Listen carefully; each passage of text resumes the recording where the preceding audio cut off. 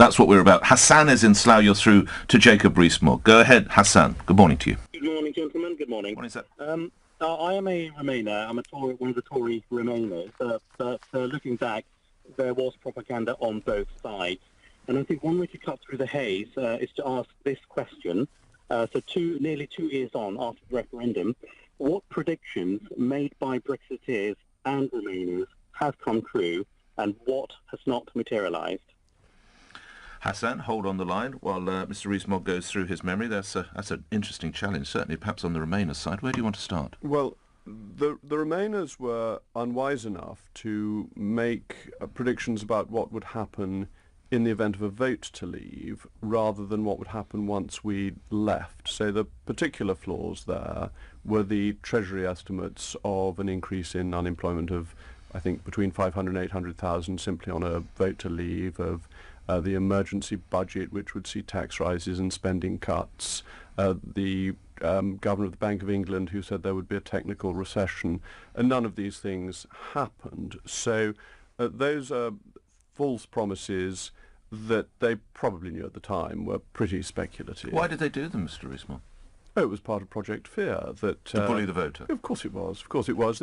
You see, they ran the playbook that they'd run in Scotland, which they thought had worked, whereas in my view the campaign in Scotland had put the Union at risk. That if you look at the polls in Scotland, at the beginning of the independence referendum it was 65-35 for the Union. By the end it was 55-45. I don't think voters like Project Fear, and the Brexit campaign, the Remain side, was run very much on Project Fear. As from the Brexit side, it's too early to tell, because £350 million for the NH. I have to put that to of course, but after we've left the European Union, and we haven't left the European Union. You're still confident that figure could come about? Oh, I think that figure not only could come about, but I've said many times it should come about, even though I didn't actually use that figure during the campaign.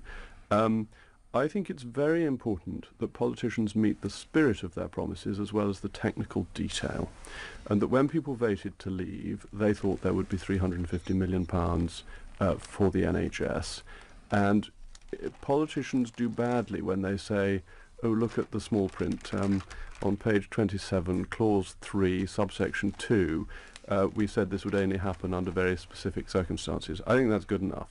I think when you put it on the side of a bus and you then win the election, whoever is then in government has to recognise that is something people voted for. Have we got control of our... Hassan, coming back to you in a second, have we got control of our borders? We will have control of our borders on the 1st of January 2020. Hassan, a quick reflection from what you've heard?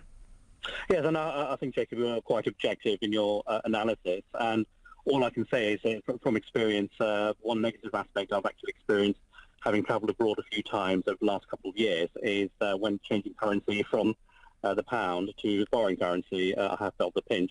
But final point is, as a point I made to Nigel Farage and Katie Hopkins last year, I hope that the predictions that we made as Remainers are wrong. Oh, well, thank you for that, because I'm not sure that's true of all your colleagues on the Remain side, but I think that's a really positive note for you to take, so thank you, sir. Hassan, thanks for getting us started.